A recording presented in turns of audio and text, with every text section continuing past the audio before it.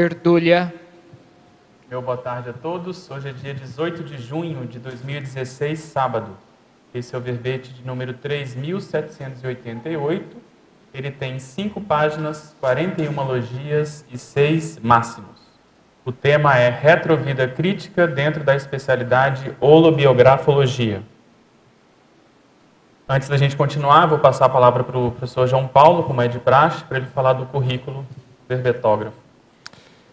O professor Pedro Leonardo Cabral Fernandes nasceu em Brasília e atualmente é radicado na Cognópolis, em Foz do Iguaçu. É graduado em Medicina, especialização em Radiologia e Diagnóstico por Imagem. Acessou a Conscienciologia em 1991. É voluntário da Conscienciologia desde 91 também. E hoje em dia é coordenadora da Associação Internacional de Pesquisas Seriexológicas e Holobiográficas, a Consecutivos. Obrigado. Então, retrovida crítica é a existência humana pretérita marcante na holobiografia de determinada consciência intermissivista, homem ou mulher, representando o início da virada evolutiva para melhor e constituindo a base, o plot ou a referência mor para o planejamento da atual programação existencial. PROEX. O holopensene pessoal da seriexologia, o holopensene da prospecção seriexológica, os rastros pensênicos, a investigação das formas holopensênicas, o confronto entre o mater pensene da retrovida crítica e o atual, o holopensene pessoal da autoevolutividade lúcida, o holopensene da autossuperação consciencial, as investigações autopesquisísticas atuais e íntima conexão com a retrovida crítica.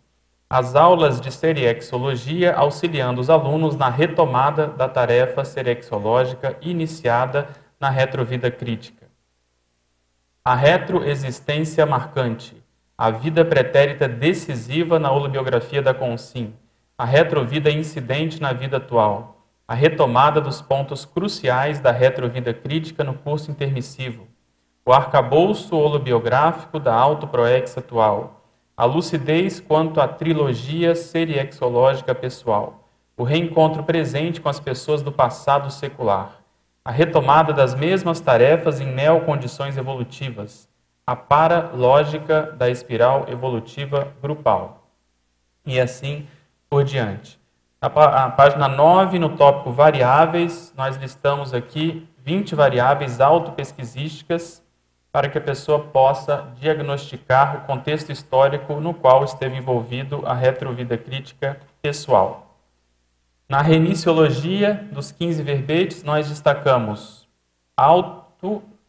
apreensibilidade parapsíquica retrobiográfica, autopesquisa retrocognitiva, excerto retrobiográfico, prospecção seriexológica e seriexometria. A retrovida crítica é profundo marco holobiográfico no périplo serexológico da consciência intermissivista, cujo saldo é utilizado como base para a concepção extrafísica da proex atual. Você já investigou a própria história holobiográfica? Identificou a retrovida crítica? Em qual contexto ela ocorreu? Na bibliografia específica, tem uma fonte listada, que é a mega-análise elaborada pela equipe da Enciclosapiens. Marco, retrofilia, reencontro, autoproex, planejamento, holobiografia, retroexistência, autoevolutividade, autossuperação, intermissivista, retrocognição, antimesmexis, retrotrafores, holopensene, evoluciofilia, parapsicoteca, parasincronicidade, autorrevezamento, holobiografologia e seriexologia. Questionamentos. Agora, antes dos questionamentos, em geral, a gente pergunta para o verbetógrafo o que motivou a escrever esse verbete. Então, o que motivou a escrever esse verbete, o que me motivou é que a gente tem trabalhado na Consecutivos com esse assunto, né? As vidas passadas, e o professor Valdo, antes de dessomar, trouxe esse conceito de retrovida crítica, justamente como sendo uma vida marcante e que serviu de base para a gente fazer a programação existencial enquanto a gente estava no curso intermissivo. ele citava que tanto o conceito de retrovida crítica como de retrosenha não tinham sido aprofundados nem vistos no curso intermissivo. E agora, em função da noite de gala, da consecutivos, da própria maturidade grupal, né, que a gente chegou, a gente estava tendo a oportunidade de lidar com esse assunto. Então, conforme a gente foi pesquisando na consecutivos, muitas pessoas pediram para a gente escrever sobre isso, trabalhar, e nós decidimos lá no nosso colegiado que no ano que vem a gente vai dedicar mais a esse aspecto. Quer dizer, de que modo a pessoa pode aprofundar o estudo, o diagnóstico, né, a análise dessa retrovida humana crítica. Então, nós estamos reunindo tudo que foi escrito sobre esse assunto, estamos vendo os consensos para propor uma metodologia de análise. Como é de praxe, em final de abril a gente faz a nossa semana de autopesquisa serexológica, então a semana do ano que vem vai ser dedicada justamente a esse assunto. Ok? Então, em cima disso, vamos responder aqui. Álver Betógrafo, professor Pedro, em Parafatologia, página 7, segunda linha. Poderia exemplificar a retrovida incidente na vida atual? Seria um tipo de automimese? Sim, seria um tipo de automimese. Na prática, é muito difícil a gente ter uma vida que não tenha um componente, um percentual de automimese. O que nós buscamos é evitar aquelas patomimeses ou as automimeses patológicas, aquelas desnecessárias, aquelas que são anticosmoéticas, aquelas que não trazem mais nenhum benefício evolutivo. Mas aquela tendência, aquele trafora, aquelas afinidades, os próprios interesses, eles tendem a se manter. O que muda muitas vezes é que a consciência ela atualiza aquele interesse de acordo com a modernidade, de acordo com as verpons, de acordo com a época atual. Então, as ortomimeses, elas são imprescindíveis, não tem como a gente abrir mão dessa condição, e até pelo contrário, a gente busca reencontrar essa linha serexológica que a gente vinha atuando, porque normalmente quando a gente reencontra e começa a trabalhar na mesma linha, há uma tendência de haver um impulsionamento, quer dizer, uma propulsão. Há uma linha de abertura porque a pessoa começa a entrar na mesma área de manifestação na qual ela já tem um holopensene feito, né, favorável, ela já trabalhou naquela área. E é justamente em função disso que ela faz a recomposição dos erros do passado na mesma área, só que agora dizendo o que ela disse, né, de errado, o que ela fez de errado, enfim, onde ela cometeu equívocos. Em Parafatologia, página 8, segunda linha. Como se chegou à hipótese serexológica de a maioria dos intermissivistas atuais ter tido retrovida crítica nos últimos 5 séculos? Isso é em função de retrocognição grupal, né?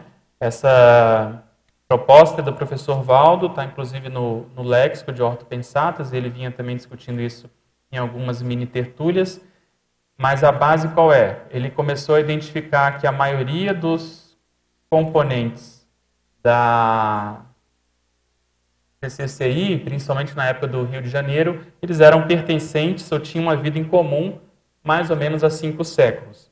E analisando cada caso, em função das informações que ele tinha da própria FEP de cada um, e fazendo esse cotejo, ele chegou, junto com os evoluciólogos, né, a essa conclusão. Mas vale lembrar que ele coloca o limite desde 3 séculos, há 3 séculos, até 3 milênios. Então, é uma margem muito grande, mas que há uma maioria, né, uma incidência maior nesse período, em torno de 1500, 1600, mais ou menos.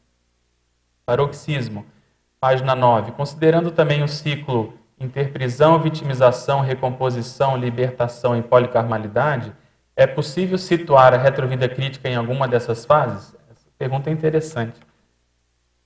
Eu acho que sim. Eu penso que, considerando que a retrovida crítica foi um momento de virada, no qual a pessoa parou para pensar, seja porque na própria vida aconteceu algo marcante que obrigou ela a pensar, através de um erro, ou de um acerto, ou de alguma perda, seja depois da própria vida, dessa vida humana, né, que ela teve extrafisicamente, com os amparadores, com os amigos, com alguma consex mais próxima que a fez refletir mais, ela começou a pensar de modo mais profundo. Então, o nível de autocrítica perante a atuação dela naquela vida começou a aumentar. Isso, em geral, acontece na fase de vitimização para recomposição. A vitimização porque a pessoa começa a tomar muito na cabeça, e na recomposição também é onde nada dá certo. A pessoa começa a tentar fazer várias coisas e a tendência é ela não conseguir. É o período de Sísifo, como se fala, né? Então ela tenta e não consegue. Então, em função dessas tendências, é que vem essa reflexão mais profunda. Então há uma hipótese disso acontecer nesse período, vitimização e recomposição de modo predominante, mas isso pode variar, eu acho, de cada caso. O que o professor Valdo costumava comentar é que, quando surge o interesse maior da pessoa em estudar a retrovida crítica de modo mais técnico, mais maduro, mais, vamos dizer assim, de modo mais pensado, isso se dá na fase de recomposição. Então ela está na recomposição, ela começa a ver, puxa, mas qual que é a raiz desse enrosco que eu estou inserido, né? Desse processo grupocármico? Por que que nada dá certo? Por que que eu tento e as coisas são mais complicadas? Então isso se dá principalmente na fase de recomposição. Professor Pedro, página 7, primeira linha. Se a retrovida crítica tem íntima conexão com as autopesquisas, por qual razão ela é tão difícil de ser rememorada, tanto quanto as outras vidas não críticas? Aí tem várias abordagens. Ela é difícil porque é difícil mesmo, né? Nós estamos num novo corpo, um novo espírito do tempo, uma nova genética. Então é difícil acessar retrovidas, né? Retrovidas.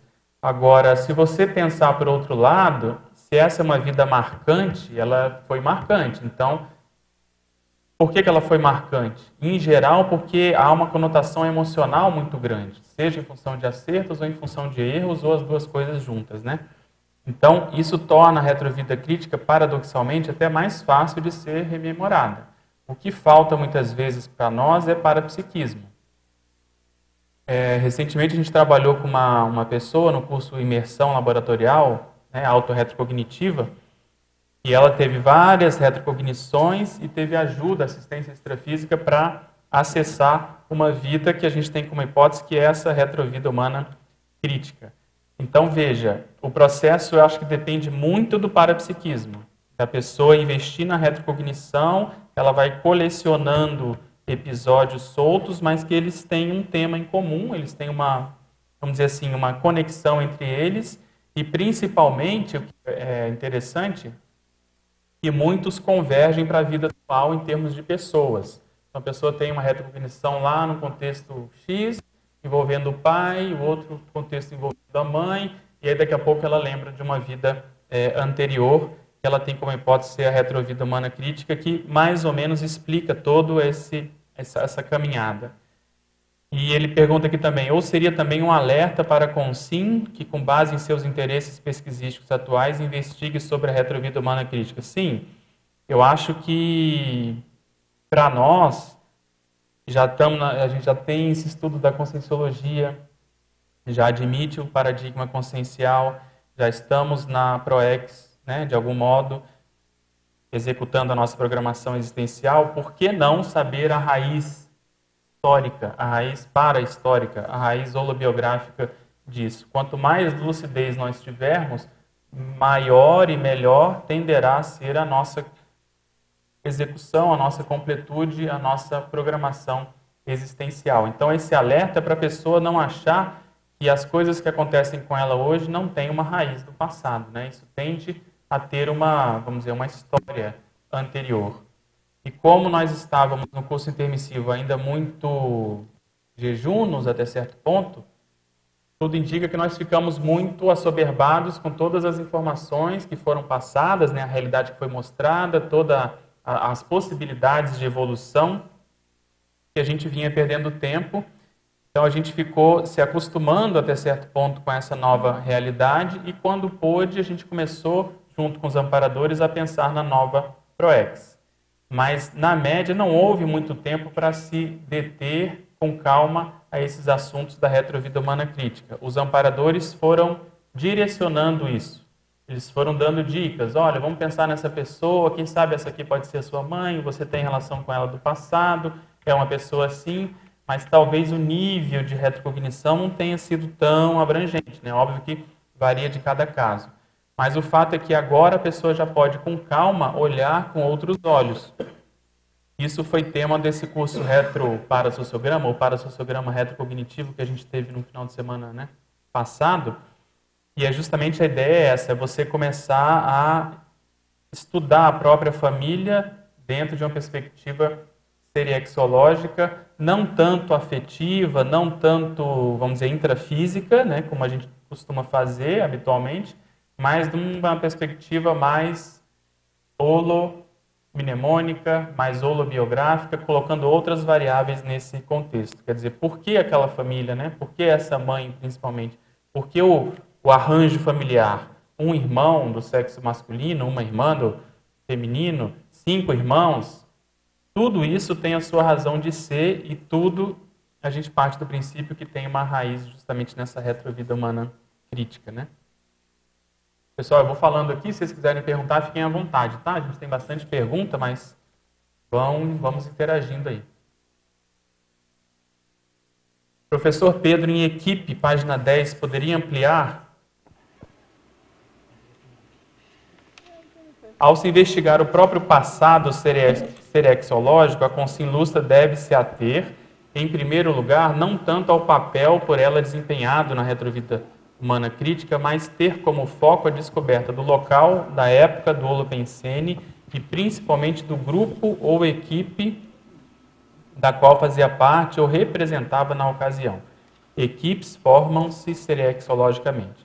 Então, esse é um paradoxo, porque em função da gente evoluir em grupo, o mais prioritário, tudo indica, é a gente buscar saber a quem a gente representa, né? Quem a gente está aqui, de algum modo, representando. Porque isso é mais prioritário em função do processo assistencial. Então, mais do que uma busca egocármica de querer saber quem foi, qual a biografia, mais sério é a gente saber em que contexto nós estávamos inseridos e fazendo que papel nesse aspecto, né? Não da biografia, mas do papel em si. Então, com base nisso, os amparadores começam a trazer as consciências para serem assistidas, para serem reapresentadas a nós, e a gente começa a fazer essa atualização, seja através da TENEPS, seja através dos próprios amparadores, seja através de projeções, mas o fato é que você vai evocando esse Holopensene e num segundo tempo há uma tendência de você sim a identificar a biografia. Então o que a gente quer, né, resumir com isso? Vamos pensar em primeiro lugar em termos de grupo e depois em termos egocármicos, em termos pessoais. O fato de homossexuais, assumidos ou não, ou com tendência, terem facilidade de fazer amizade comigo. Outro detalhe, meu primeiro livro, lido na adolescência, Dama das Camélias, poderiam indicar meu passado serexológico? Sim. Pode indicar? Pode. Você tem que pensar é o nível disso, né? Será que só isso pode indicar? Você tem que juntar mais pontas, né? Mais aspectos.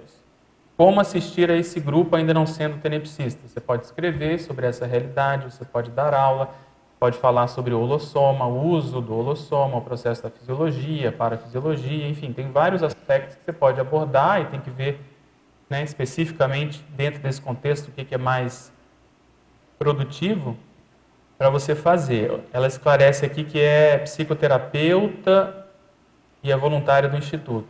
Então, você precisa analisar com calma os seus assistidos, né? As pessoas que te procuram. É esse grupo de homossexuais que te procuram?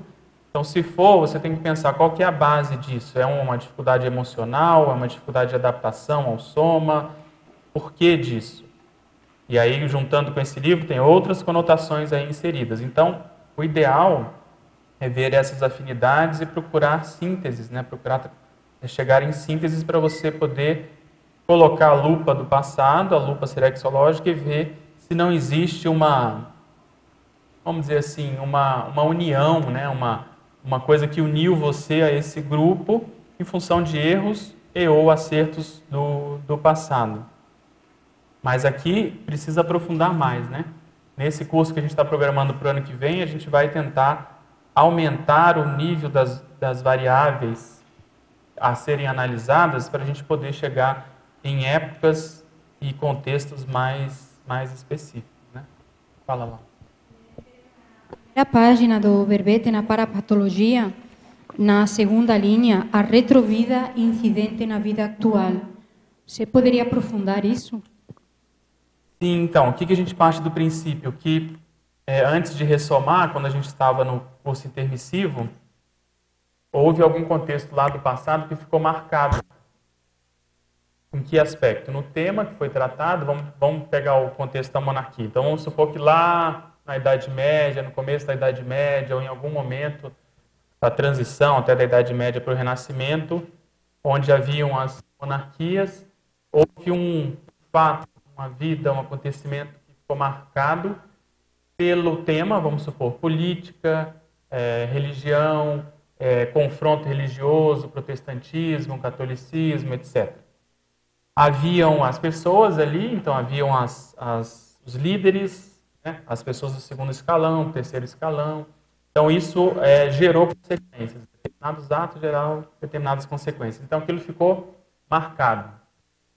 A consciência vai evoluindo, ela pertence a um grupo, algumas consciências daquele grupo, mesmo lá do passado, evoluíram mais rápido, começaram a atender esse grupo. Nesse processo assistencial, né, de fazer essa assistência, eles foram tentando nos encaminhar para que a gente pudesse, né, entre aspas, queimar karma, chegar num nível de liberdade maior, porque eles já estavam antevendo o processo da Reubex com os cursos intermissivos no século XX. Então a gente precisava ter essas vidas mais de vitimização, de recomposição, etc. Então chegou no curso intermissivo, o que eles propuseram? Não, agora você vai fazer uma vida planejada, com mais calma, de modo mais técnico. Vamos ver aqui, ó, você é muito boa nisso.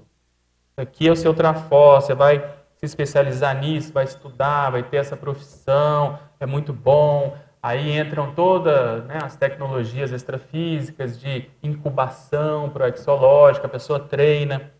Aí chega o momento de falar assim, não, agora você vai ter que nascer, então vamos escolher uma mãe. Olha, essa pessoa aqui é muito afim a você e tal.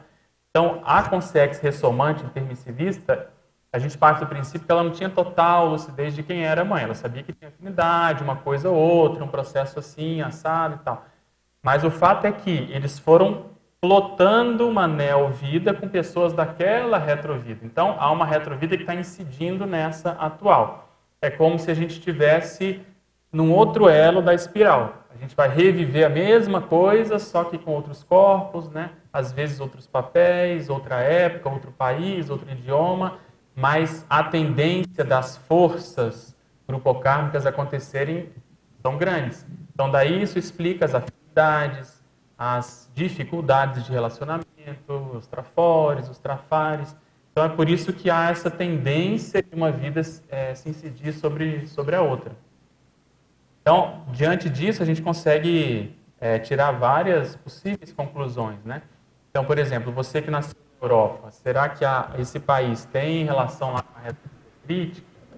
Será que naquela época o contexto geopolítico era diferente, por exemplo, em termos até de divisão, e aí não era bem assim, mas o território era o mesmo, ou as pessoas estavam naquela condição, enfim, você começa a pensar nisso para você poder entender a vida atual.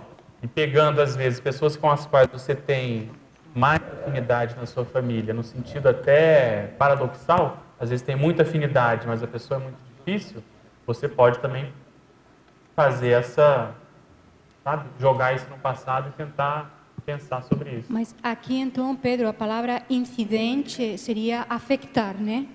Como afeta, né? Isso. Tá. Quer falar? Você acabou falando um pouco do que eu queria perguntar.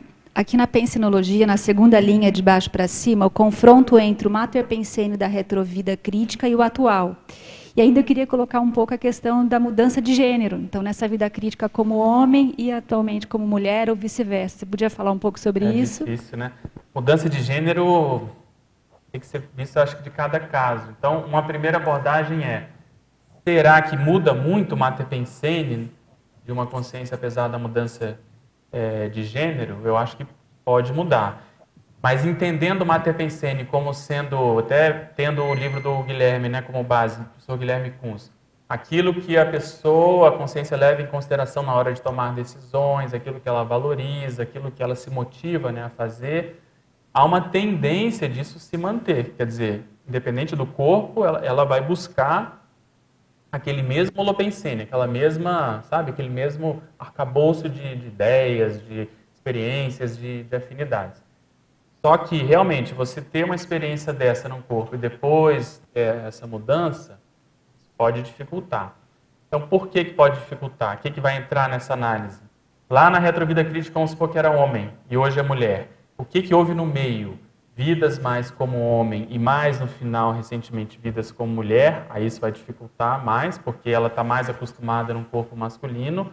Ou não, ela foi conseguindo mesclar e aí agora ela está num ginossoma, mas ela se adapta bem no corpo como no outro, então tende o Mater Pensene daquela retrovida crítica se expressar melhor.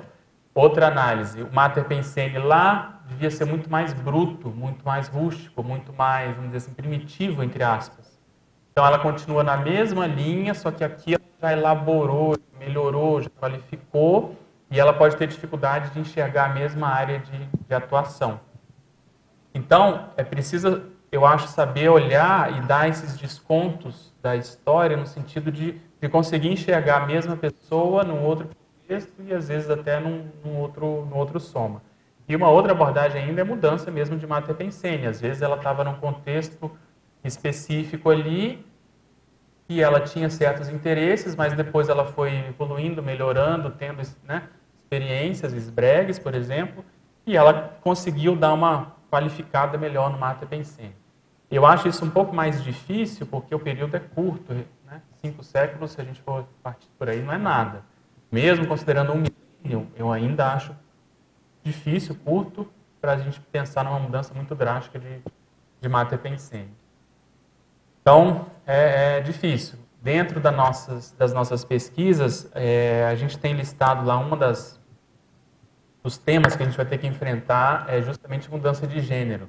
Só que isso é um problemão, porque mexe com muita coisa da vida atual, né?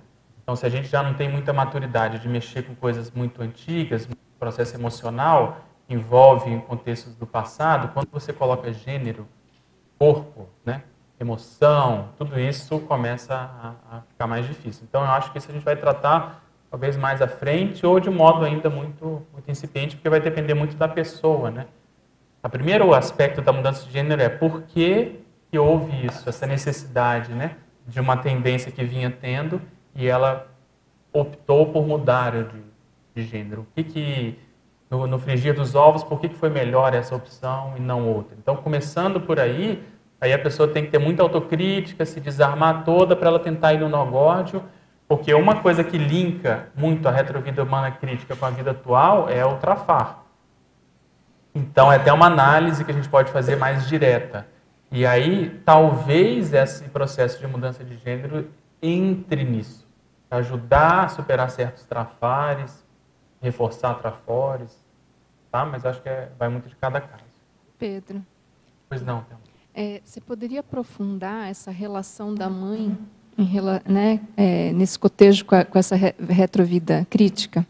Assim, aprofundando o que observar hoje também, o que a gente pode ter de elementos dessa relação, até para fazer esse processo de rememoração mesmo dessa retrovida. Uma primeira abordagem que eu faria é confronto de temperamento. Então, a mãe, eu me dou melhor com ela ou com meu pai? Ou qual é o nível de afinidade que eu tenho com a minha mãe? Ela já está, vamos dizer assim, mais para o meu lado, considerando que o intermissivista está 1% melhorzinho, pelo menos em termos teóricos, né? Por causa do curso intermissivo. Ela já está mais a meu favor ou ela não? Ela ainda é um processo bem contra, não no sentido de ser contra, mas no sentido de estar em outra, no sentido de às vezes ser doente, no sentido de ter imaturidades mais crassas.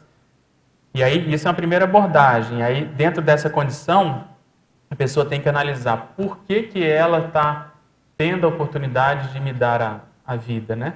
Então, ela está saudando uma condição lá da retrovida crítica, por exemplo, que ela foi contra a minha condição, é uma primeira abordagem. Hoje nós somos, vamos dizer assim, credores dela, quer dizer, no sentido dela, da gente estar devendo a ela a vida que ela está nos dando. Mas será que isso é uma recomposição que ela está fazendo em função lá da retrovida humana crítica? E aí tem que ver a base do vínculo.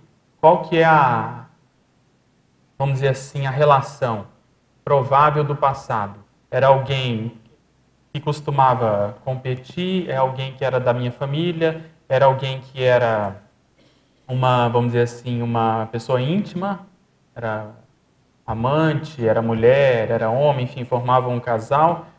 Então, essas especulações começam a distanciar para a pessoa poder tirar um pouco da carga afetiva que se tem na vida atual, que é natural, né? Mas ela começar a olhar com outros olhos. Então, um caso que a gente atendeu, a pessoa ela teve uma retrocognição da mãe como sendo justamente um algoz bem crítico, né? Bem sério. E vice-versa. Muitas vezes é o filho que foi o algoz da mãe no passado. E como ele tem mais lucidez hoje, ele veio nessa condição para poder ajudar a mãe. Então, esses papéis eu acho que a gente tem que tentar, destrinchar cada vez mais. Lá no curso a gente listou 10 variáveis para a pessoa analisar. Então, uma delas é o temperamento. Com base no temperamento da mãe, você tenta jogar isso na história. Onde que ela se formou, né? O que moldou esse temperamento? Ela tem uma tendência mais bélica, mais incisiva, mais assim violenta? Ou ela tem uma tendência mais afetiva, assistencial? Entende? Ela tem uma tendência mais artística, ela tem uma tendência mais científica. Aí você começa a tentar, né, pensar. Dentro do processo do nosso grupo, que predomina ou monarquia ou religião, é uma coisa ou é a outra? E aí você vai, né, classificando e vai tentando ver a natureza do seu vínculo com aquela pessoa. Fazendo um estudo da família, muitas vezes, por tabela, você consegue entender, vendo, às vezes, afinidades que a mãe tem com outro filho, né, no caso, um irmão, você pode tirar conclusões a seu respeito, porque você conhece, às vezes, a relação com o irmão. Enfim, tem que ver cada caso. Mas a mãe eu vejo que é muito séria em função dessa possibilidade de recomposição que a maternidade oferece, né? Então ela pode estar na posição dela, estar como maior devedora ou maior credora do passado. Então acho que a análise toda começa a partir disso. Pedro, dentro disso, se, por exemplo, numa família que tem divergência, né, diferenças de afinidades, ou nessa condição assim, a mãe ela tem uma tendência mais favorável a um filho, né, e nitidamente tem um processo mais complicado com o outro. É possível que os três estivessem juntos nessa vida crítica de um deles, provável, né? Provavelmente do intermissivista, porque querendo ou não, tudo é hipótese, né? Uhum. A gente está aqui fazendo o exercício, não tenho essa experiência toda.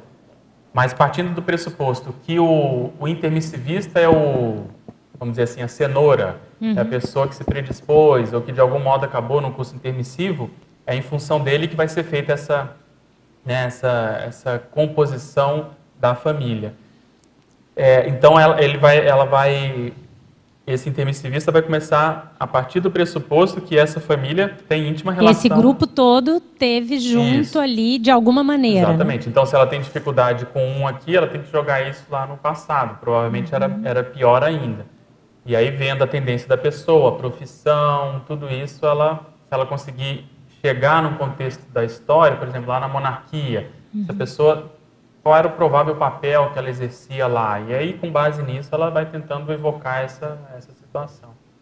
Agora, tem que lembrar que não é simples você ver uma pessoa que você hoje está acostumado a ver com um papel, vamos supor, de mãe, um papel de assediador, né? E vice-versa, né? A mãe vê o filho numa condição de assediador não é fácil. Então, quando se tira o véu da vida humana, a realidade serexológica é daí, entre aspas, para pior. Então, você começa a ver a consciência um pouco mais próximo da realidade e aí entende o porquê que né, a regra do jogo foi essa. Quer dizer, quase que há uma obrigação de convivência imposta pelo processo familiar para que meio que no tapa a coisa vá melhorando, a pessoa vai se acostumando, os anos vão passando e você vai vendo a pessoa com outros olhos. Então, eu acho que é dentro disso. A gente faz uma análise, primeiro intrafísica, mesmo com aquilo que a gente pode, depois começa a colocar elementos da história e tem que entrar com esse parapsiquismo mais nu e cru para poder ver a realidade, né? Então, acho que dentro disso tem muitas coisas, né? Há uma nítida predominância na família das duas condições, pessoas mais afins a nós e pessoas com mais dificuldades. Pedro, aqui na direita. Aqui. Perdão. Só para aprofundar um pouco a questão da definologia, você traz a retrovida crítica como uma retrovida marcante, né, no processo holobiográfico, assim, que é a virada do processo evolutivo. Mas eu queria entender até que ponto ela vai sendo referência para essa vida atual. Porque, pelo que eu entendi, ela não necessariamente é a retrovida anterior à última, né? E aí, como é esse processo de dissolução dessa marca, a criação de uma nova referência, se você chegou a explorar isso? Sim, obviamente a gente vai tendo outras vidas que foram marcantes também, né, compõem a nossa holobiografia. Mas o que se considera na serexologia é quando a consciência começou a querer melhorar, sair dos instintos, ela começou a fazer uma coisa positiva. Vamos tirar esse contexto de vida e morte, vamos pensar como se fosse uma vida só. Então, aqui é como se fosse o início de uma tarefa, lá na retrovida humana crítica, a pessoa começou a fazer uma coisa, mas não deu conta, aquilo ficou parado, em todos os aspectos, seja de escrita, seja de... Às vezes a pessoa fez até uma construção que ajudou ali aquele feudo, aquela cidade, protegeu aquela comunidade, seja lá o que for. Mas é a intenção assistencial, a intenção de ajudar. E aquilo se perdeu, aquilo ficou no meio do caminho, a consciência veio tendo vidas, às vezes, entre aspas, com outros interesses, desviadas, procurando, às vezes, prazer, procurando coisas que revolutivamente não traziam muito. Às vezes foi até... Sim, pode ter indo se enrolar cada vez mais em função do passado anterior à retrovida humana crítica. Mas o fato é que ficou aquele marco, aquela tendência inicial, aquele embrião. Aí, o que os evoluciólogos falam? Não, é a partir dali que ela vai retomar.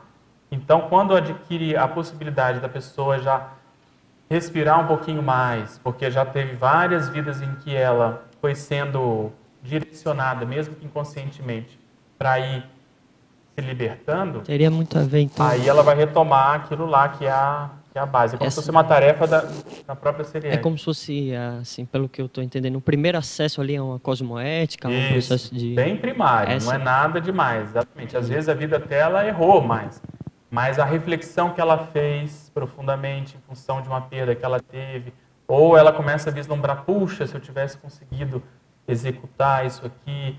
Então, ou às vezes é uma coisa que não precisava, ela já fez uma tarefa, mas houve aquele algo a mais de, vamos dizer assim, de crueldade, entende? Porque no passado era comum, por exemplo, o processo de guerra. Mas às vezes, dentro desse contexto que já é patológico, certas, insinuações de crueldade, de excesso, de requintes de crueldade, vamos chamar assim, aquilo mexe e ela vê que aquilo está excessivo. E aí os amparadores vêm. Então, uma variável grande que eu coloquei aí, acho que na argumentação, que a gente tem que lembrar é o seguinte. O professor Valdo, falando aí do nosso grupo agora, né, trazendo para a prática essa teoria. O professor Valdo comentava que de 1100 ele começou a trabalhar mais lucidamente com a Reubex, né? Ele caiu a ficha, ele falava que ouvia o galo cantar e tal. E de lá para cá ele veio acelerando o processo pessoal, grupocármico, dentro de um contexto maior da Reubex. Porque é isso, né? A Reubex vai acontecendo, mas a gente precisa fazer o nosso dever de casa. Então, a ficha caiu para ele lá, o que eles vieram fazendo? Justamente isso que a gente está falando, vieram trabalhando com as pessoas mais próximas. Então, a pessoa que tinha acabado com a vida dele ali, às vezes naquela própria vida de 1100, ele começou a assistir aquela pessoa. Só que você não faz milagre, você não consegue passar a mão na cabeça, a pessoa deve aquilo que ela fez. Então, o que eles vão promover? Que a pessoa pague aquilo de modo mais rápido e de modo mais lúcido também. Então, eles foram fazendo essa intensificação para retomar aquela condição. Então, às vezes, a pessoa naquela vida que ela errou, ela era, por exemplo, uma líder política. Ela ali errou, mas aquele trafor da liderança, ela, querendo ou não, desenvolveu o trafor da representatividade, ou esse traço, né? Não vou nem chamar de trafor, mas esse traço neutro. Ela tem uma representatividade perante o grupo. Então, os amparadores pegam aquilo e falam, não, isso aqui a gente vai usar com essa pessoa de modo mais positivo. Então, se no curso intermissivo ela retomar isso, essa representatividade, essa liderança, só que aí sim, com um grau de cosmoética maior, que ela foi aprendendo em função das vitimizações que ela foi fazendo, em função de toda a experiência que ela foi tendo, e principalmente do curso intermissivo, há uma tendência dela melhorar naquela mesma linha. Então é como se ela retomasse aquela vida, mas obviamente em outro contexto, outro país, mas a base é a mesma, que é o quê? Essa liderança política. Estou dando um exemplo, mas esses exemplos variam conforme cada caso. Né? Pedro, aqui falando de liderança, na página 9, na argumentologia, você tem 2 itens ali, que é intermissão e liderança, o parágrafo 6º e 7º. Queria que você colocasse isso aí nessa perspectiva da liderança, falando da antimarasmologia, correlacionando o curso intermissivo com a antimarasmologia e a vida crítica. Então, vamos ver aqui, intermissão. Após superar os gargalos holocármicos mais profundos, né, depois da vida humana crítica, a consciência é convidada a profissionalizar a condução da própria evolução através da retomada das iniciativas feitas na retrovida humana crítica, isso no curso intermissivo, as quais, em geral, deixou inacabado. A partir das aulas do curso intermissivo, a consciência é levada a assumir cada vez mais a liderança evolutiva crescente do grupúsculo mais próximo através do autoexemplarismo. Então, a ideia é exatamente essa. Se a gente inserir nesse contexto a pré-intermissiologia, é justamente isso. Então, teve o curso intermissivo, como nós somos jejunos, é uma teoria muito avançada para pouca prática. Então, essa vida humana nossa atual, nessa Max Pro Ex, é para consolidar esses conceitos, ainda com muitos erros, acertos, mas a gente já sabe, pelo menos a maioria, teoricamente, já se teve a convicção, né, já comprovou para si mesmo que o ideal é por aí, que é o caminho evolutivo. E aí, o que a gente está começando a poder fazer, que é o trabalho com a família? Você se colocar na condição de mini evoluciólogo da sua família. Então, você vai analisar, eu sou representante aqui do evoluciólogo dessas 5, 6, 10, 15, 200 pessoas, né, da Beth, não interessa, mas enfim, é um grupo pequeno se considerar todo o grupo Karma. E aí você é uma peça-chave ali. Então, você vai pensar, aí você vai fazer igual o evoluciólogo. Olhar cada um. Então, essa pessoa tem esse trafor, esse trafar, essas tendências, essa FEP. Como é que eu posso ajudar? Aí entra a TENEPS, entra a projeção, entra a Equipex ajudando. Então, você vai intensificando. Então, se você for pensar, até algumas décadas, a gente vinha muito em função, principalmente, da nossa condição. Quer dizer, eu preciso melhorar, reciclar, recim, ressex. E isso continua. Só que cada vez mais, paralelamente, nós vamos aumentando a nossa inteligência grupocármica. Então, eu já consigo andar um pouco com as minhas próprias pernas, o meu nível de assedialidade diminuiu, né? Às vezes não é um desperto ainda, mas ele já diminuiu. Então, eu já consigo aumentar o meu quinhão assistencial quando eu começo a trabalhar, por exemplo, né, esse é um grupo, por exemplo, com a minha família, mas isso pode acontecer na profissão, pode acontecer na dupla, pode acontecer em vários outros contextos. E por que isso é possível hoje? Uma base muito forte é a própria TENEPS, porque a pessoa criou como se fosse um ambulatório ali para ela poder trabalhar com isso. Então, quem tem confiança na própria TENEPS já pode começar a fazer vamos dizer assim, esses exercícios de pré-evoluciólogo de um grupo reduzido. Entende? Porque nada mais é do que nós vamos fazer extrafisicamente na próxima intermissão, só que de um modo muito mais ostensivo. Então, antecipar isso significa a pessoa já ter sinapses, ela já pensar, ela já antever aonde foi que ela se enrolou no processo historiográfico, retrocognitivo, entende? Então, essa situação da marasmologia, o que significa? É a pessoa arregaçar as mangas e além de dar conta dela, começar também a se preocupar na prática com quem ela representa. Entende? Então essa que é a ideia. E nesse caso aí que foi citado dos irmãos, que a Luciana falou, outro colega falou também, dos irmãos, né? O laboratório, que é a família, o irmão, muitas vezes aparece que aquele que é o agente da família, o agente da recomposição, ele pode ser o que mais incomoda às vezes, não? Enquanto o outro, ele quebra aquela harmonia. Eu queria que você falasse sobre isso.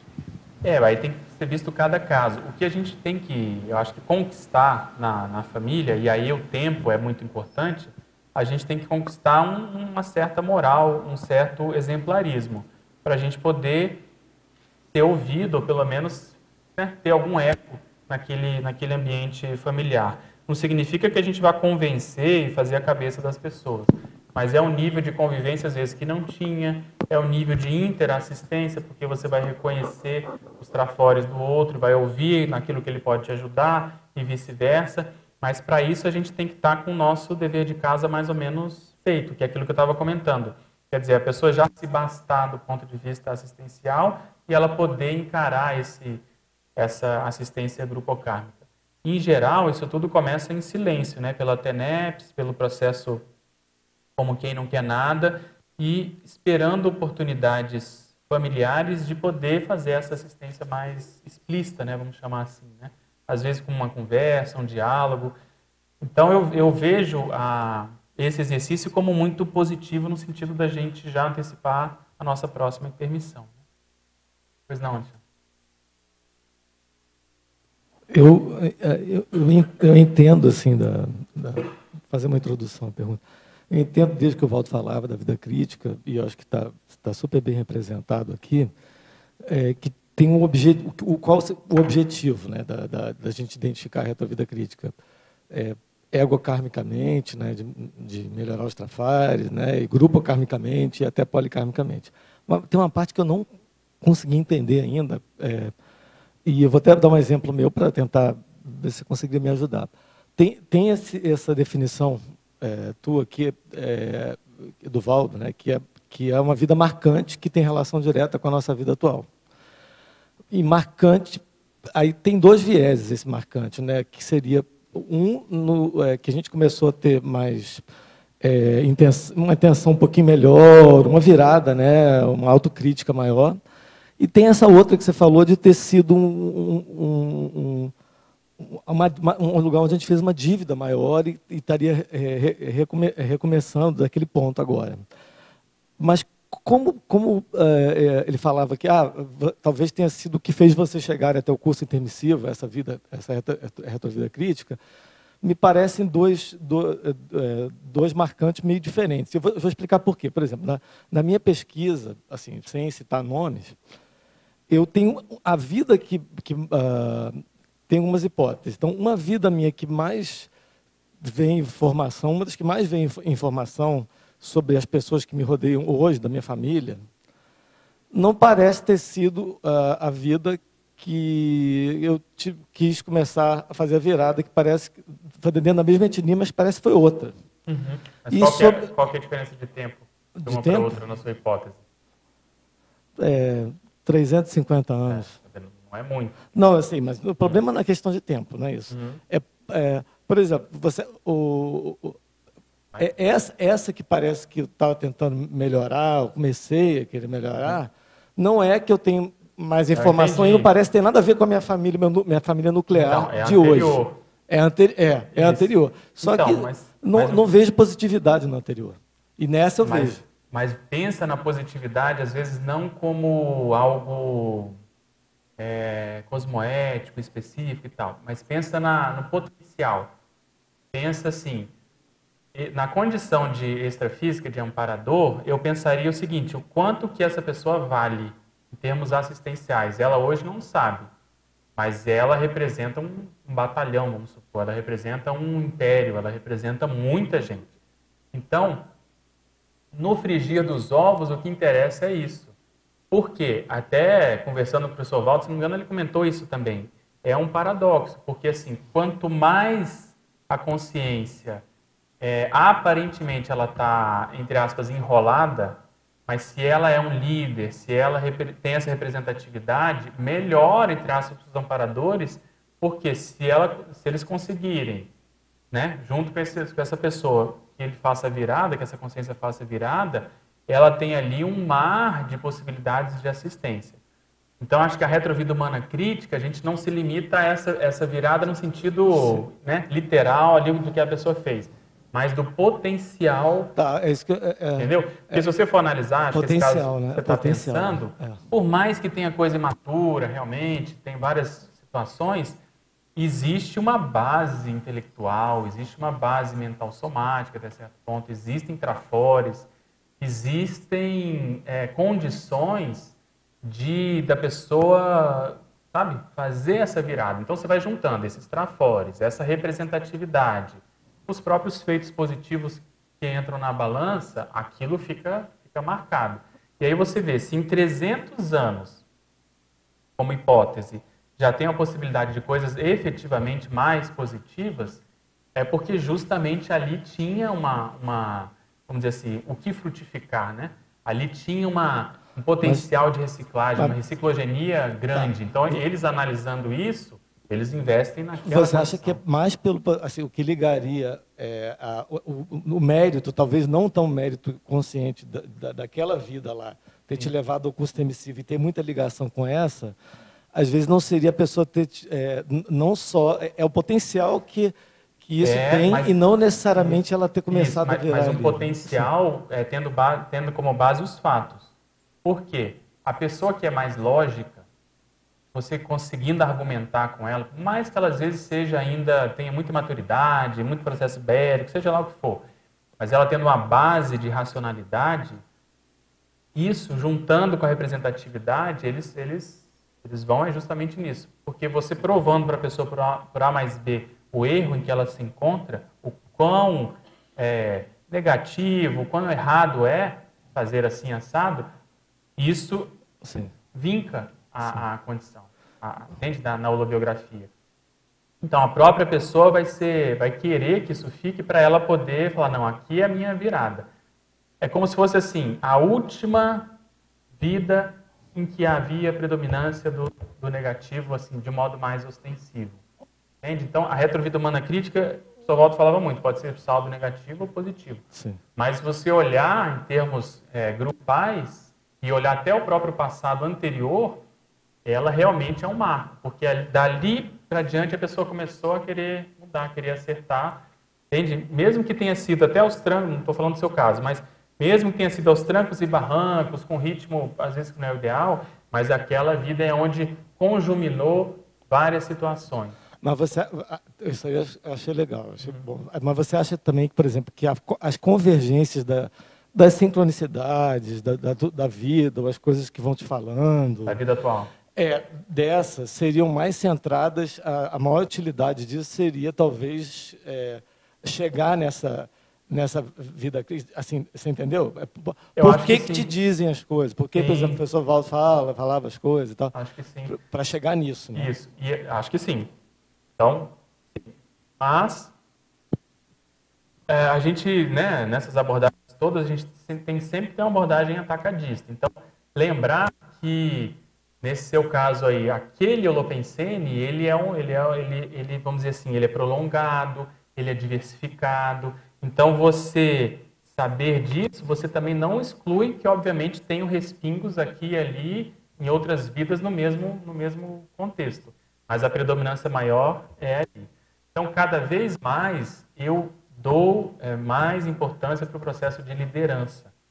Então, por que isso? Porque nós somos elders. Então, se a gente é elder, quem fez mais coisa é quem estava na liderança de algum modo. Liderança política, liderança intelectual, liderança assistencial, liderança bélica, seja lá qual for. Mas esse traço da liderança, ele é fundamental por causa do contato. Então, no passado, a gente teve muito contato, às vezes, negativo. E de lá para cá, a gente vem tentando ter contatos mais positivos. Então, esse traço da liderança, obviamente que vão se juntar outros aí, pode ser intelectualidade, pode ser vários outros, a assistencialidade, seja o que for, mas esse traço, ele é o que une muita coisa. Pode falar. Aqui na representatividade, na página 10, no final, quando você fala assim, saber qual grupo a Consim representa em termos evolutivos, já configura enorme responsabilidade evolutiva. Assim, para mim fica evidente isso, assim fica evidente o grupo que eu represento, né? Mas, por exemplo, no teu caso, Pedro, você sabe qual personalidade consecutiva que você foi, mas no teu caso não aparece ser uma coisa tão evidente. Você conseguiu saber qual que grupo que você está representando nesse caso? É difícil, né? Pois é, mas amanhã até eu vou fazer uma apresentação disso daí. Aham, mas como é que você pensa nisso? Como é que você... A gente tem que chegar numa conclusão. A primeira abordagem, até para pegar outras pessoas, é uma coisa que o Walter sempre comentou, o intermissivista ele é polivalente. Então, a gente representa vários grupos, a gente tem vários trafores, vários trafares, isso até pode gerar, enfim, dispersões e tal. Só que existe uma raiz mais profunda. Então, nós temos que ir caminhando para ver essa raiz. Então, qual que é a proposta lá do exercício que eu vou fazer amanhã? É ver a vida do Littré, o que pesa mais. Então, olha, ele foi político, ele foi escritor, ele foi médico, ele foi lexicógrafo, série de coisas. Qual que será que holokarmicamente, né, holobiograficamente, tem sabe, o iceberg é mais profundo. E aí é igual o conscienciograma. Às vezes a gente vai ter dificuldade de dar nota. Tipo assim, né? Antigamente o conscienciograma a gente não conseguia, mas às vezes é aquele esforço de falar, não, acho que isso aqui nem que seja 1%, a condição é mais séria. E aí tem algumas informações, você está falando do meu caso, que eu tenho que talvez puxe um pouquinho mais, né, para um lado, mas sem querer tirar a minha responsabilidade de outro. Então, se você vê em termos de grupo, eu me dou muito bem com o grupo da monarquia, eu tenho relação com isso, tenho vidas nisso. Aí, o que papel dentro disso? É o processo político, não só do Littré, mas da minha vida atual, no sentido da minha família atual, em Brasília, na própria CCCI, também é muito forte. O processo intelectual dele é bem forte hoje também. Então, essas coisas, a primeira abordagem é ver qual que pesa mais, qual vetor é mais forte, tem uma carga maior. E segundo também é fazer uma abordagem convergente. Às vezes, era uma pessoa política na monarquia que escrevia, por exemplo, entende? Era uma coisa nesse aspecto, em termos de retrovida humana crítica. Então, eu sei que é difícil, não é fácil, e nesse exercício de amanhã eu vou trazer mais pergunta do que resposta, mas o exercício vale para a gente poder desformatar nossa cabeça e tentar ser mais, assim, metodologicamente, sabe? Que esse método possa ser empregado por qualquer pessoa, né? Ser mais isento, que eu quero dizer, porque a nossa tendência é defender a nossa própria história, né? Quando a gente fala de holobiografia, é uma tendência da natureza humana de se defender. Então, isso a gente tem que... Mas então, por exemplo, Pedro, aqui, por exemplo, para mim, tipo assim, que a Laura representa? Todo mundo vai falar monarquia, né? Mas dependendo de como é que eu mesma olho e penso e refleto sobre isso, às vezes isso fica pequeno também. Porque pequeno em que sentido? Pequeno no sentido de que eu também sei que no passado eu tive relação com parapsiquismo, que eu também tive relação com literatura, com história. Então, tem outras coisas que também eu sinto que representam, e representam também a ajuda extrafísica que eu recebo em alguns trabalhos que eu faço, né? Então, mas aí você tem que pensar o seguinte, a monarquia é a primeira, vamos dizer assim, é o palco. Sim. E aí você tem que se enxergar ali. Então eu veria duas posições até certo ponto antagônicas, mas que eram não tão antagônicas no passado. Então você está dentro de um contexto monárquico, eu veria o processo bélico como a ala mais negra da força e o processo intelectual como a ala mais positiva da força, tudo no contexto monárquico. Então, dentro dessas duas possibilidades, você vai se colocando hora em um, hora em outro, e às vezes tentando juntar esses papéis, entende? Porque aí talvez você vá sair dessa superficialidade, entre aspas, da monarquia. Superficialidade que eu digo assim, desse pano, desse chuva, da monarquia e vai tentar se achar mais especificamente. Então, tem que se colocar em todos os papéis, do líder bélico, do líder intelectual, do líder assistencial, parapsíquico, etc, etc. Entende? Eu acho que é uma pesquisa que ela não exclui a outra. Você, a partir dela, você vai aprofundar.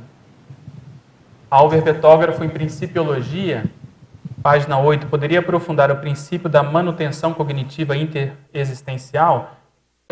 A base de tudo que a gente está falando é isso. De uma vida para outra, a gente mantém as nossas informações em função da paragenética. Então, o paracérebro, ele mantém as informações dessas vidas que nós vamos tendo. Isso aparece nas vidas subsequentes, né, de algum modo. Então, há uma manutenção cognitiva. Quem tem mais parapsiquismo acessa mais a essas informações. Professor Pedro, bem há tempos vem observando os assuntos sobre a conscienciologia. Li um livro do professor Valdo sobre sua experiência com as projeções em 1979. Já frequentei Umbanda, igreja, centro espírita e atualmente frequento o Vale do Amanhecer. A pergunta é, gostaria de iniciar meus estudos sobre conscienciologia, pois as experiências citadas não cabem mais depois de conhecer a conscienciologia. Muito bem. O que fazer, pois moro muito longe? Por onde começar os estudos? Então, a primeira coisa que eu sugeriria, você vê o que você vai fazer, mas eu sugiro, você fala aqui que ainda frequenta o Vale do Amanhecer. Se é aquele lá perto de Brasília, não vale a pena, né? Aquilo lá é uma confusão danada em termos de linhas de pensamento. Então, para com isso, estuda, independente de você estar longe, compra aí os livros, você já leu o livro do professor Valdo, mas investe no estado vibracional e vê todas as possibilidades de aulas online, tipo a tertúlia. Então, as ICs hoje tem vários cursos online. Então, você pode estudar conscienciologia a partir disso. E começa a se programar para ou vir aqui ou ir para uma cidade próxima que tenha, né, uma unidade do Instituto, uma unidade de uma IC. Então, por onde começar? É pelo processo online, é pelos estudos, né, teóricos dos livros e esses cursos online. Você é de Teófilo Otoni, então, será que não vale a pena você ir para o Rio ou ir para, né, Belo Horizonte? Mas o importante é você cortar esses links do passado. Tem muitas pessoas, né, com a holobiografia em torno do parapsiquismo, do processo místico, que chegam na vida atual e ficam pulando de linha, né, por linha, chamado borboleta, em função disso. E aí fizeram, muitas vezes, curso intermissivo, mas a força do passado, né, da holobiografia vem e a pessoa começa a ciscar em várias linhas, cujo elemento comum é o parapsiquismo ou o misticismo, né, como a gente entendia antigamente. Então, pensa nisso, vê se você consegue sair dessa correia, né, que você se enrolou. O nome dele, o sobrenome é Correia, né? Estava enrolado nessa... Professor Pedro, em Parafatologia, página 8, final da 4ª linha. Poderia falar sobre a sinalética energética e parapsíquica pessoal desvendada de corpo em corpo? Sim, a cada ressoma, principalmente esse povo aí que trabalhou muito com parapsiquismo, foi desenvolvendo as sinaléticas. O que é a sinalética? É um sinal no corpo humano decorrente de uma manifestação parapsíquica, qualquer, a presença de uma consciência, um processo energético, seja o que for. Só que a cada ressoma você tem que mapear isso de novo, você tem que ralar, dissecar, para você ir identificando que aquele sinal significa tal parafato, quer dizer, tal acontecimento extrafísico. Em trinomiologia, poderia ampliar o trinômio seriexológico, antepassado de si mesmo, personalidade consecutiva e personalidade atual? Então, esse é um verbete do professor Valdo que chama-se trio íncito, que é o ideal a gente, né, buscar saber as nossas personalidades. Na verdade, dentro dessa condição tem a identidade extra também. Então, o que holobiograficamente acontece? O antepassado de si mesmo, quando a gente vai se enrolando no próprio grupo, vai tendo essa fase de interprisão, a gente tende a ressomar na mesma família, naquela árvore genealógica. Às vezes a pessoa foi avó dela mesma, foi bisavó, às vezes, por exemplo, o irmão da vida passada é o filho atual, e a pessoa fica na mesma condição. Conforme a pessoa vai tendo mérito de algum modo, ela vai saindo vai ampliando a manifestação grupocármica e vai mudando de ramo. Essa mudança de ramo pode ser por mérito pessoal, no sentido dela mesma lucidamente querer fazer isso para reencontrar outras pessoas e ela está mais liberta daquele grupo, ou muitas vezes os amparadores ajudando a pessoa, fazendo ela com que ela ressome em outra linha, em outra tendência genética, para sair daquele assédio que havia naquele grupo há muitas vezes milênios. Então isso às vezes acontece. E isso é uma causa de dificuldade da pessoa se encontrar no passado. Às vezes ela está numa linha que não é a linha habitual que ela vinha tendo com aquele mesmo grupo, mas isso é ótimo porque é um processo assistencial em função do assédio que havia na outra linha, né? E a personalidade consecutiva dentro disso é ela saber, né, a responsabilidade dela, quem ela foi, por que isso aconteceu, se ela está numa linha, vamos dizer, na mesma linha holobiográfica, se ela teve que fazer essas dissincronias, né, processo de linha quebrada, a infiltração entra dentro disso. Então tem, né, várias possibilidades que podem surgir dentro desse contexto de ressoma, né? Professor Pedro, quais são os passos iniciais você indicaria para a pesquisa da identificação da retrovida humana crítica? Os passos iniciais eu coloquei nessa listagem aqui, ó. Só que essas 20 variáveis a pessoa tem que fazer com autocrítica e saber amarrar isso do ponto de vista serexológico. Talvez a dificuldade maior seja essa, né? A nossa proposta é de elaborar um curso para ajudar justamente nisso. Tecnologia poderia expandir a técnica da saturação holopensênica retrocognitiva? Sim. Tendo por base a evocação, se a gente tira aí uma semana, tira um mês, tira um período para pesquisar uma época específica, isso vai ocasionando essa saturação. Então a pessoa vai evocando uma determinada época, há uma tendência de, se aquela época, aquele contexto tiver a ver com a própria história, com a própria holobiografia, há um incremento das sincronicidades, das coincidências, das projeções, dos encontros, né? Dos reencontros que ela vai tendo. Então, é por isso que a gente criou esse curso de imersão laboratorial, no qual a pessoa fica uma semana ali no laboratório de retrocognições, evocando certas condições do passado para ver se isso ajuda, né, a ocasionar essa saturação. Só que a grande dificuldade que existe é a vida atual. Ela obriga a gente a mudar de bloco o tempo todo. Então, a necessidade, às vezes, de sair, de trabalhar, de pensar em outras coisas, faz com que a pessoa desconecte daquele contexto. Mas se nós pudermos fazer essa imersão de um modo mais, vamos dizer assim, linear, profundo, há uma tendência dela obter dados do próprio passado, tanto do ponto de vista intrafísico, em função dos acontecimentos, mas principalmente do ponto de vista extrafísico das evocações, né? Professor Pedro, em interaciologia, poderia aprofundar a interação sincronicidades, lei de ação e reação no contexto da retrovida humana crítica? É exatamente isso. No processo da vida humana crítica, houve ali uma vinculação energética, né? Uma vida em comum, erros e acertos, as pessoas ficaram imantadas do ponto de vista energético. E aí, pela lei de ação e reação, isso começa a ter repercussão nas vidas subsequentes. E essa lei de ação e reação é que move as sincronicidades. Quer dizer, a sincronicidade é como se fosse uma consequência da lei de ação e reação. Então, conforme eu estava falando ali na pergunta anterior, se a gente entra, né, evoca aquele contexto e entra naquele vácuo do passado, há uma tendência disso potencializar cada vez mais. Então, o ideal é a pessoa fazer isso de caso pensado, obviamente se resguardando, né, do ponto de vista parapsíquico, porque há uma tendência dela evocar tudo aquilo. Então, eu costumo falar muito de polarização do próprio Mater Pensene.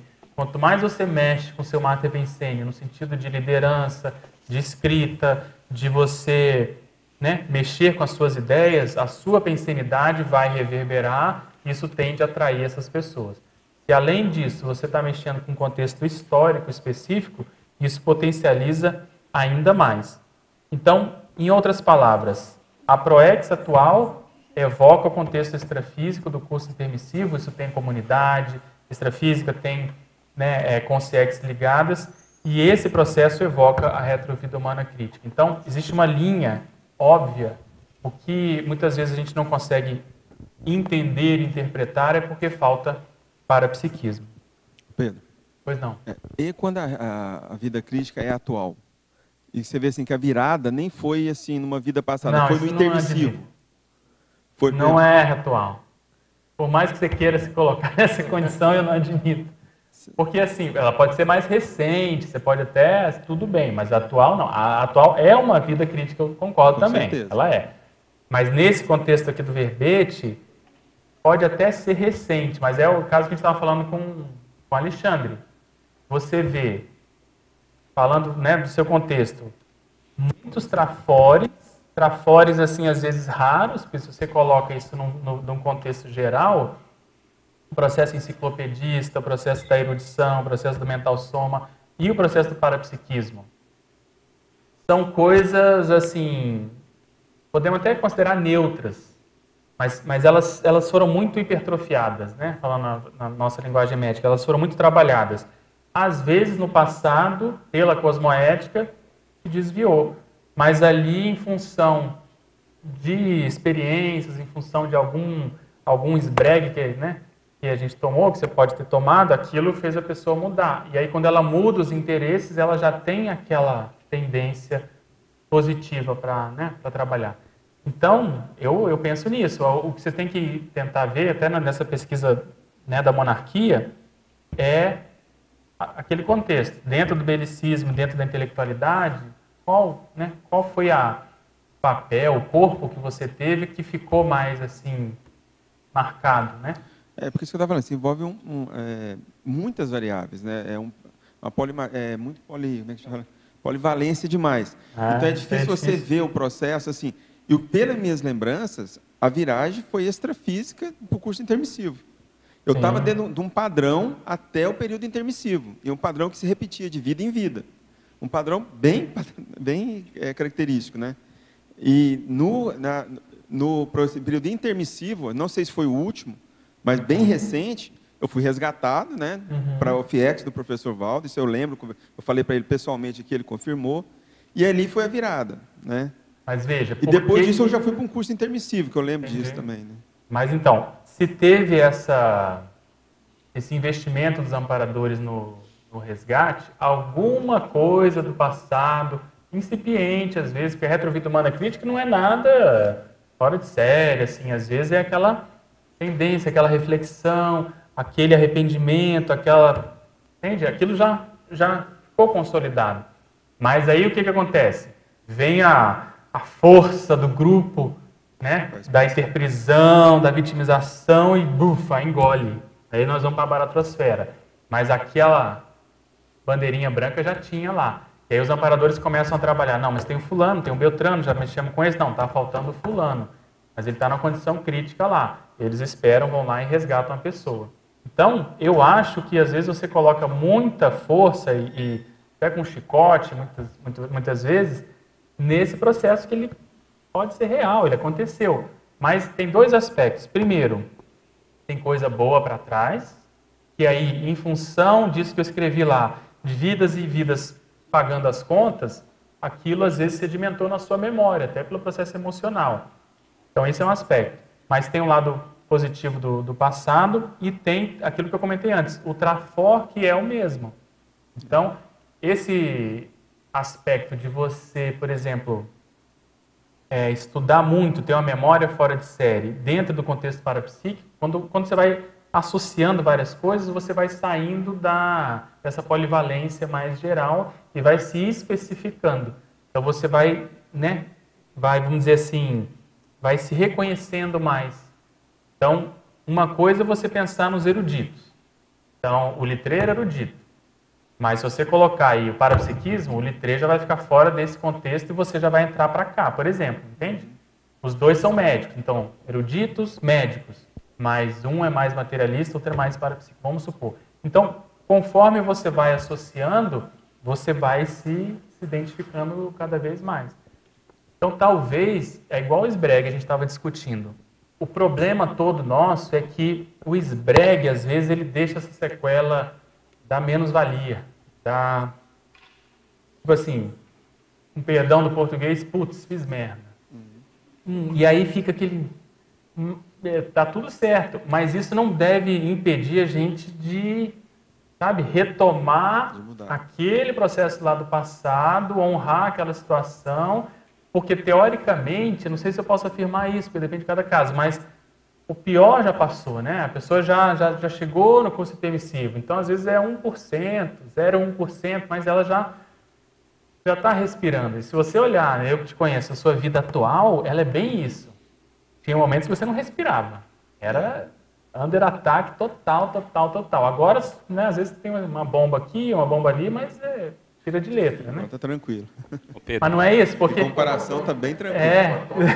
Não, exatamente. É um estilingue aqui, outro ali. Mas assim, em termos de predominância, eu costumo ver muito isso. Essa vida humana atual, ela é como se fosse meio que uma síntese de todo um processo do passado. Porque a gente ressoma, aí vem aquela pressão, aí aquilo fica difícil, né? Lembra a época de Uberaba que você fala, lá na casa, não sei o quê, aí vai aos pouquinhos, vai, tem uma hora que a coisa dá uma aliviada. Mas é igual ao contexto evolutivo. A gente vai tendo vidas para saudar, mas não significa que elas sejam lineares e ascendentes. É muito assim ainda. Então a gente às vezes está numa condição boa, mas vem Amanhã eu vou falar do caso do Littré. Ele tem umas coisas bacanas, mas acontecia uma coisa na vida dele, ele aprofundava do ponto de vista emocional, porque deve ser uma repercussão de um trauma do passado.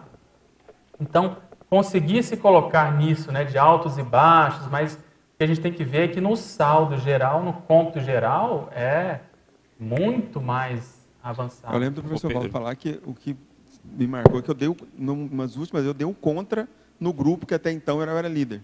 Exatamente. E isso que foi que me levou para o curso intermissivo, né? E você tem a personalidade chegou uma forte. hora que eu bati o pé e falei, não, isso não. E eles não aceitaram, aí eles vieram contra mim, né? E era o grupo que eu liderava ele há vidas, né? Então, é o mesmo caso que a gente está falando do Alexandre. Do Alexandre, é o mesmo caso do Alexandre. E aí tem tudo aí dentro, né? Só que o meu caso é ligado mais ao negócio de parapsiquise, iniciação, essas coisas. Beleza. Ô Pedro, aqui, eu ia fazer uma pergunta dentro do que o Jarbas falou. Nas próximas ressomas, a tendência é essa vida atual ser a vida crítica para todo mundo. Existe uma sequência de vidas críticas ou a retrovida, dentro do que você trouxe, é uma vida que deu a virada inicial? Eu acho que essa da virada inicial, ela vai ficar cada vez mais, vamos dizer assim, menor em termos de influência, mas ela não deixa de existir. Então, se a gente conseguir nas próximas vidas ir limpando isso, lá na retrovida humana ficou marcado, nessa retrovida humana crítica, ela vai deixando de acontecer. Mas eu acho que ela não some. Se a gente inserir aí o processo de para-identidade extra, por exemplo, como é que fica? Qual que é a relação disso? Porque às vezes é uma coisa anterior, mais antiga, mas que você vê, a consciência traz isso até hoje, às vezes milênios. Então, esquecer acho que não. Mas em termos assim de influência, as coisas vão se somar. Então, eu coloco assim, que tem a retrovida humana crítica, tem a vida pré-curso intermissivo, que ela também é um marco, e tem a vida atual. Então, é um tripé. Com base nessas três, eu acho que toda a nossa evolução daqui para frente vai se assentar. Porque, veja, a vida humana atual, teoricamente, não dá para generalizar, mas teoricamente a gente não está mais se enrolando tanto, né? Partindo desse pressuposto. Então, a gente vai predominantemente saldar dívidas que estão aqui atrás. Então, a gente não pode esquecer desses marcos aqui de trás, entende? Então, a gente vai evoluindo e vai retomando esse povo que ficou no passado e, obviamente, muitas vezes até antes da vida humana crítica. Então, de um modo geral, o professor Valdes já escreveu isso, né? Você sai do grupo para voltar para o grupo. Então, você sai do grupo num contexto de uma lucidez quase inexistente, de você, na interprisão, que a gente faz besteira em grupo. Então, é a máfia, é a guerra, é o processo bélico, há uma grupalidade ali, só que totalmente torta. E, então, você vai para o ego-karma, você, né, volta para você, fala o que eu estou fazendo, aí dá o contra no grupo, fala, não, isso eu não quero mais. Então você vai para um processo até egoísta, você se defende, se reestrutura. Então, predominantemente, é isso que a gente veio fazendo. Só que, obviamente, que o grupo está sempre existindo. Tanto é que o professor Valdo comenta, não sei nem se não tem pensado sobre isso, mas essa vida pós-curso intermissivo ela é totalmente de convalescência, ego-karmicamente. Por causa disso, nós estamos nos estruturando ainda, né, acostumando. Agora que a gente está mexendo com o passado maior, agora que, entende? Você vê que o FIEX aqui é raríssimo ter o FIEX, que é um processo eminentemente grupo-kármico, né, da mini-peça. Então, a consciência perante esse fato ajuda muito a gente a se posicionar. Só que, obviamente, que o grupo está sempre, o tempo todo, acompanhando. Então, a gente vai fazendo o que a gente pode.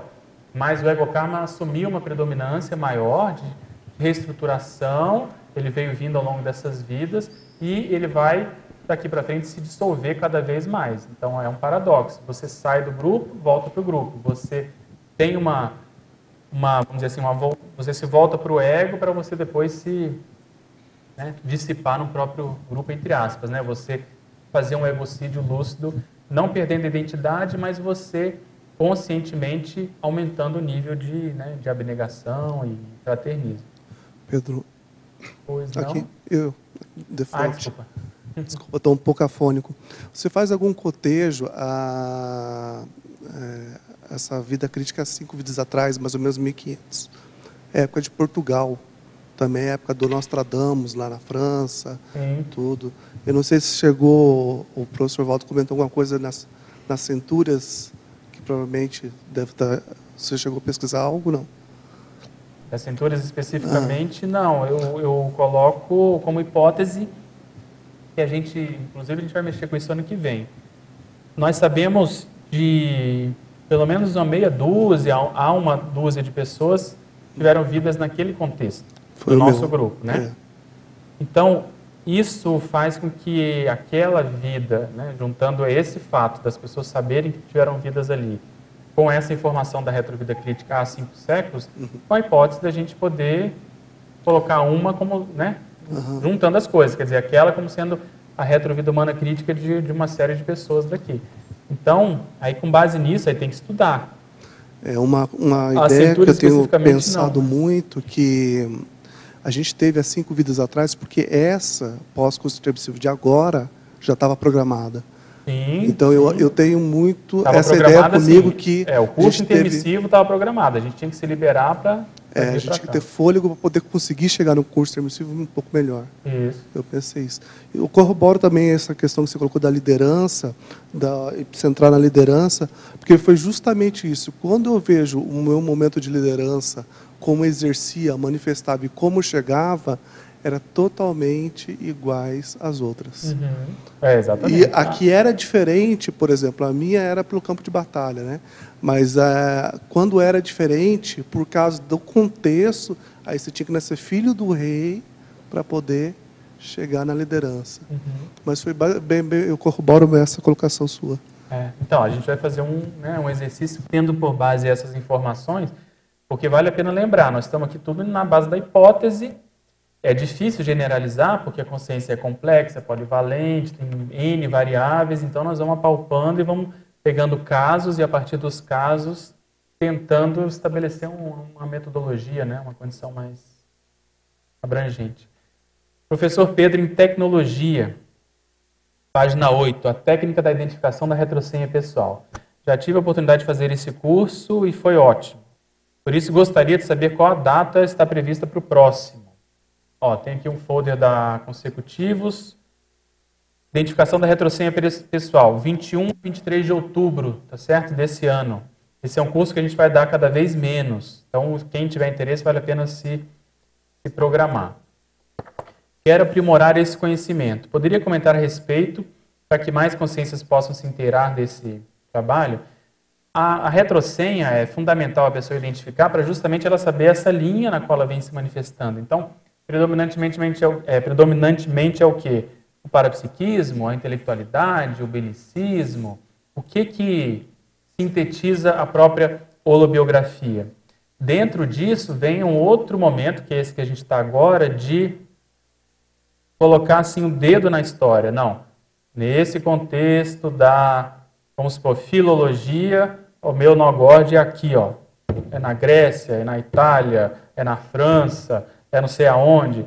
E aí a pessoa começa a juntar um conceito com outro, quer dizer, retrovida humana crítica com retrocênio. E em sinergismologia, o sinergismo auto-parapsiquismo, auto-mnemosomaticidade. Eu poderia comentar? Sim, a gente comentou aqui en passant, que acho que essa é a base de tudo. Sem parapsiquismo, é muito difícil a gente ter retrocognição.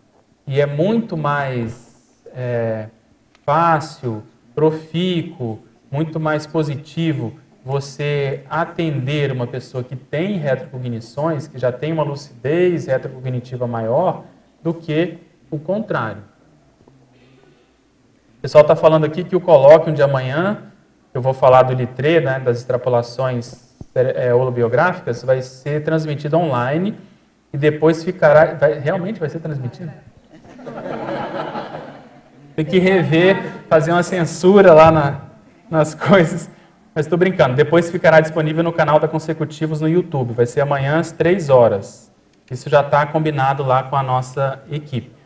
E eu não quero criar expectativa, mas amanhã eu vou fazer um exercício totalmente especulativo de hipóteses. Eu não sei, não tenho informação, não vou ficar, né, falando coisas que eu já sei como se eu não soubesse. Não, é justamente tentar ver uma lógica na manifestação holobiográfica, principalmente antes do curso intermissivo.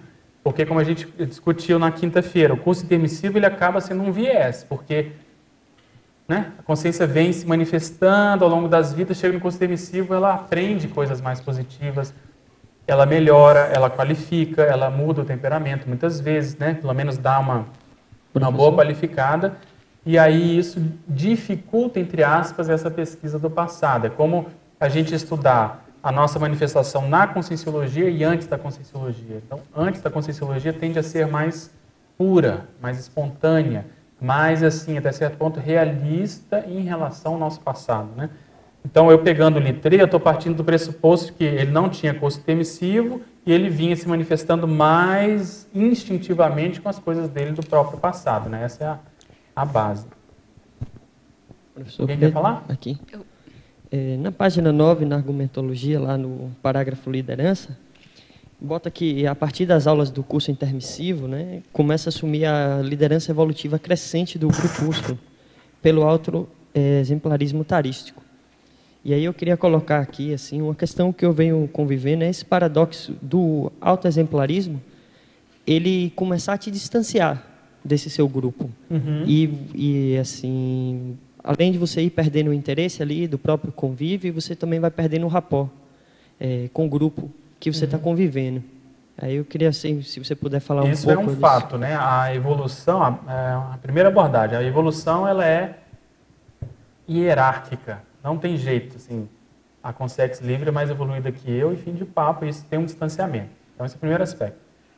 Segundo aspecto é que isso faz parte do contexto. Então, o que a gente tem que só levar em consideração é que, durante esse distanciamento, a gente tem que passar por ele de um modo lúcido, reconhecendo que às vezes não é o ideal, voltando sempre que possível, não querendo impor nada perante esse grupo, mas, ao que tudo indica, isso vem acontecendo ao longo das vidas. Tanto é que na próxima intermissão nós vamos voltar para recuperar esse povo, porque é muito difícil você está ali, todo mundo morrendo afogado, você querer salvar todo mundo, não dá. Você tem que primeiro se salvar, arrumar uma boia, para depois voltar e salvar quem der. Entende essa analogia? Então, assim, só que aí o que a gente não pode ter autocorrupção é de virar as costas e, né, já poderia ter voltado e não voltar. Então, dentro desse aspecto, às vezes o distanciamento é uma bênção. E aí o que vai ajudar? É esse exemplarismo, quer dizer, a pessoa se distanciou, mas tudo melhorou, ela é uma pessoa positiva, ela é uma pessoa boa, ela está procurando melhorar os trafares, ela está fazendo por onde, isso já ajuda o grupo indiretamente, porque eles estão de olho. É muito comum esse relato das pessoas do grupo que ficaram ficarem esperando ou até às vezes torcendo para a pessoa falar, não, vai dar errado, é só tempo, é questão de tempo, isso aí pode deixar que vai dar errado.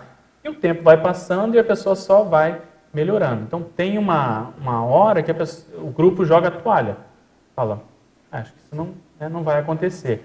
E aí as próprias injunções da vida humana vão fazendo com que a coisa aconteça de novo. Dependendo da criticidade, da agudez, da dificuldade de relacionamento, às vezes isso vai demorar cada vez mais. Mas quando se menos você espera, às vezes você vai ter a oportunidade de retomar. No meu caso, até antes mesmo de conhecer a Conscienciologia, eu adotei algumas condutas, como se fosse um código pessoal de cosmoética mesmo, que já não cabiam mais na minha abordagem essa vida intrafísica, e aí houve esse distanciamento. Depois eu vi que tal conduta fez a reflexão, provocou a reflexão desse grupo. Então. Mas eu tenho um certo receio de voltar ao convívio, porque sempre eu tenho a sensação de estar ali um processo de autocorrupção, de começar... Isso é um fato também, porque como a gente tem forma naquele grupo, quando a gente volta, há uma tendência da gente ser engolido. Então, isso não é o ideal, porque o ideal é você voltar e mostrar para aquele grupo, às vezes não explicitamente, mas pela energia, pela sua conduta, pela manifestação que você mudou. E aí que não dá mais para coadunar com certas manifestações. Então, Então, isso sim.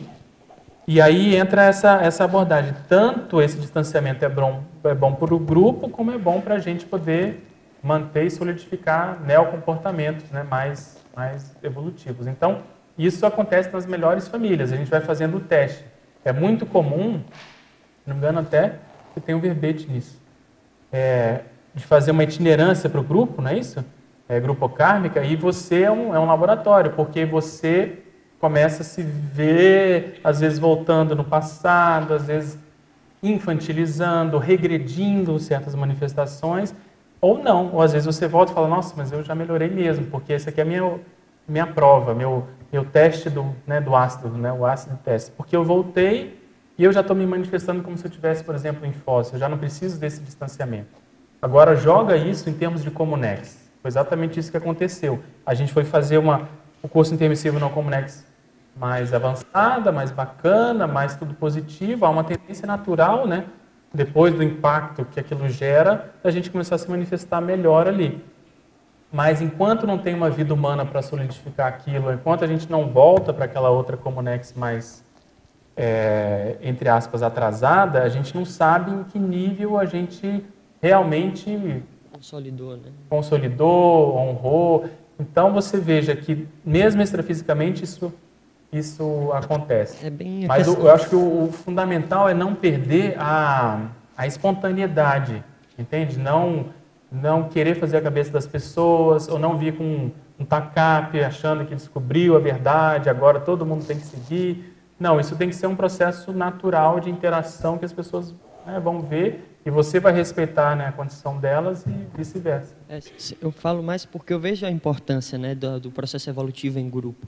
Então, quando eu começo a identificar o meu avanço, e eu sei que eles vai necessitar também do avanço em conjunto. Só que chega uma hora que eu falo, poxa, não dá mais de estar ali. Não, relaxa, isso aí você vai por tabela. Até porque ali é um grupúsculo. Você, às vezes, está atendendo à humanidade, entende? Em termos, assim, de número, em termos de possibilidades. Então, esse aspecto, muitas vezes, quem tem ranço religioso do passado, às vezes fica preso nisso. Puxa, mas eu tenho obrigação com a minha família, não posso avançar. Aí você vê nitidamente que a pessoa coloca um limite, porque ela se sente mal de ficar muito bem e vendo pessoas que ela convivia que não estão tão bem. Só que isso não é o ideal, porque a decisão é delas. Em última análise, cabe à consciência fazer a sua mudança, a sua evolução. E aí, você, quanto mais se qualificar, mais você vai ter condições depois de ajudar e, por tabela, você já vai estar ajudando outras pessoas. É o mesmo raciocínio da maternagem e paternidade. É ótimo, você vai fazer muita assistência, mas às vezes para uma pessoa. Nesse caso, então, assim, é prudente deixar para trás, não abandonar, mas se você for, seguir. Enquanto você não se sente... Seguir no sentido de marcha e contramarcha, Você não vai, como eu falei, não vai virar as costas, mas dentro de você está tranquilo que você escolheu esse caminho e eles estão escolhendo, né, o deles. Isso aí não deve servir de autoculpa, né? Só está me trazendo um raciocínio com relação à pré-intermissiologia. Porque na pré-intermissiologia a gente vai ter, de qualquer maneira, que resgatar, que ajudar o pessoal do passado. Eu acho que tanto por, talvez, omissão, quanto por isso mesmo. Porque a gente andou, seguiu em frente, né? E as pessoas ficaram para trás. Mas pode ter no meio, não sei qual o percentual, se é maior ou se é menor, quais foram os casos de omissão, de coisa que a gente deixou mal parada mesmo do passado, ou que a gente realmente andou, e foi esse caso, a gente andou sem culpa, né? Seguiu, mas agora, de certa forma, a gente também vai ter que voltar para ajudar, né? Aqui na página 10, Pedro, no segundo item, de baixo para cima, a representatividade, saber qual grupo a Consim representa em termos evolutivos, já configura enorme responsabilidade evolutiva. Equipins espelham equipex. A pergunta é, a questão do baile e do curso intermissivo. Assim, quanto hipótese, você acha que muita gente pode ter ido com vestimenta de bolsões que tinha a ver com o curso intermissivo? Sim, sem dúvida. Processo do passado, né? E a gente tem acompanhado o desenrolar, isso tem só se confirmado. Então, muitas vezes a pessoa não tinha ideia nenhuma, nunca pensou nisso, às vezes até tinha um certo rechaço, mas o movimento que foi desencadeado pelos amparadores, pelo professor Valdo, pela própria Noite de Gala, fez com que ela começasse a conectar, e hoje ela já tem uma hipótese, por exemplo, de retrovida crítica bem assim, difícil de você dar o contra, entende? Então, tanto de personalidade consecutiva como de retrovida humana crítica. Então, por quê? A pessoa é como se ela tivesse entrado naquele vácuo. Ela entrou, ela começou a mexer, as coisas começaram a acontecer. Na verdade, ela começou de modo indireto, caiu numa outra pessoa, aí quando caiu a coisa começou a aprofundar cada vez mais. Então, em outras palavras, eu acho que esse é o ideal. Porque se você colocar os nossos conceitos, né, as nossas verpons da conscienciologia nisso, a tendência da pessoa é entender muito mais a conscienciologia, porque a TENEPS que ela faz, ela começa a ver com outros olhos, porque ela já pensa, será que meu amparador tem a ver com aquele contexto que eu estudo, por exemplo, ele também tem interesse, porque ele está envolvido com isso? Quanto mais rápido eu virar um desperto, melhor, porque eu vou encarar esse povo todo do meu passado sem fugir mais, né, sem ter medo. Então, o medo, a emoção, a culpa, muitas vezes isso é o que dificulta a gente a fazer mais assistência, porque os amparadores vão com calma para não desestabilizar a nossa condição. Então, quanto mais a gente trabalhar nesse aspecto, melhor. Então, o que aconteceu na Noite de Gala foi exatamente isso. Num certo percentual, o nível de evocação correta foi muito grande, foi muito, vamos dizer assim, significativamente representativo da realidade. E teve até uma passagem interessante que a Cris teve a oportunidade de ficar com o professor Valdo no início, e ele mais ou menos ia dando, a pessoa sabia lá, fulano de tal, representando a França do século XIX. A professor Valdo, isso aí a outra viu lá, não sei o quê, não sei de onde e tal. Ele, não sei não. E aí ele foi fazendo mais ou menos assim, empiricamente, e aí predominou a certeza. O que acontece dentro disso? É que as pessoas às vezes não mantêm a pesquisa. Nosso fôlego pesquisístico grupal é muito baixo. Por vários motivos, pelo mental soma, pela pressão alopensênica, por uma série de condições, há uma tendência da coisa ir arrefecendo. Às vezes o ego sobe também, a pessoa já quer afirmar que foi ou não foi, ela quer decidir. É ou não é? Se não é aqui, eu vou começar com o outro. E aí a pessoa vai ciscando e ela não mantém aquela linha de pesquisa para ela poder fazer isso. Não, começou lá longe, mas foi caminhando para um ponto que é mais dentro da holobiografia dela. Vocês chegaram a fazer algum levantamento porque nós não tivemos gente de China? O Bolsão da China, por exemplo, nós não tivemos muita gente. Eu acho que nem teve. Teve Japão, né? Não teve China. Sim. No livro isso mostra, né, essas estatísticas no livro da Noite de Gala. Agora, o nosso objetivo é, com o Projeto 1100, fazer esse mapa da predominância do grupo em certas épocas. E até uma técnica que a gente utiliza, às vezes a pessoa começa uma pesquisa, mas ela tem um gap na holobiografia que ela não sabe aonde ela estava, uma hipótese é isso, não, ver onde o grupo estava, né? Ver aonde que as consciências estavam se manifestando, e ela colocar por hipótese que ela também estivesse ali, né? Por causa da força do grupo, né? Pode falar. Pero voltando um pouquinho ao tema que você falou da pessoa que volta ao ego para se ajudar e depois voltar ao bolsón ou ao grupo karma. O que eu he visto aqui, né, com o que aconteceu comigo, é que no momento em que eu mais faço algum reciclagem pessoal, que parece quase que egoísta, como você fala, porque sou eu comigo mesma, repercute sem eu falar diretamente intrafisicamente com as pessoas. Como isso, porque não sei, empieza a chegar pessoas da Colômbia ou coisas por el estilo. Como isso repercute pelas energias ou porque uno deixa, ou seja, como seria esse mecanismo de repercussão? Se a uno... evocação. Se você pensar que um trafar ele tem uma emoção pessoal, mas ele tem um componente grupal, porque é muito difícil eu errar sozinho e aquilo ter alguma, sabe? Eu torço meu pé aqui, eu vou ficar bravo comigo mesmo, puxa, tal, aquilo tem um limite. Mas eu vou lá e matei uma pessoa, aquele trafar, aquele ódio, aquela emoção, ele tem uma vinculação grupocármica. Então, o trafar, ele tem uma ramificação grupocármica, é isso que eu quero dizer. Então, uma superação de um trafar, uma reciclagem, uma reflexão mais profunda, aquilo energeticamente começa a reverberar. Então, as reflexões, tendo por base o processo seriexológico, né? Quando a gente faz o espelhamento. Então, eu estou estudando, vamos supor, o Littré, e essa semana eu vou contar amanhã lá, aconteceu isso. Eu começo a estudar, começo a ver uma época, daqui a pouco as pessoas começam a entrar em contato comigo em função daquela época, daquele contexto, de alguma coisa que una, né? Uma coisa com a outra. Então, seja esse aspecto de uma reflexão mais assim superficial da própria história, mas principalmente quando eu vejo os trafares do Littré e jogo para mim, isso tende a evocar as consciências que têm relação com aquilo. Porque isso a mim me ha feito pensar desse modo. Parece que cada trafor ou cada trafar que uno tem, parece que fosse uma vida inteira. Ou seja, como no lo pensé entero, ¿sabe? Como si a conciencia o el temperamento fuese creado de una mistura de eso.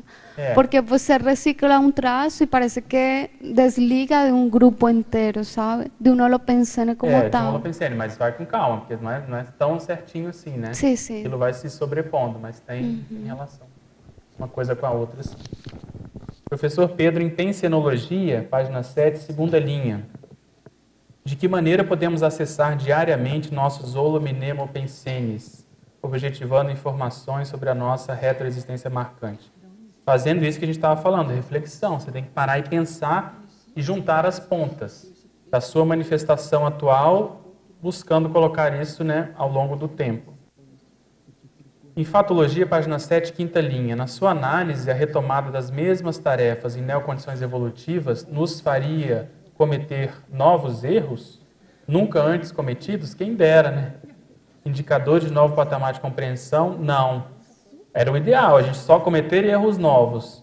Mas há uma tendência de quando aquilo volta e você tende a cometer os mesmos erros, às vezes num percentual menor, com menos pessoas, né? Uma repercussão menor. Então, não necessariamente isso acontece.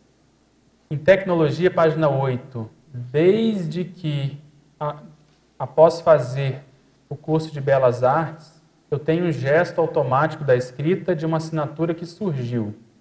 Desde então, há 10 anos que faço essa assinatura conscientemente ou não. Ela poderia ser uma retrosenha pessoal? Como posso investigar mais a fundo, sabendo que não trabalho mais com artes?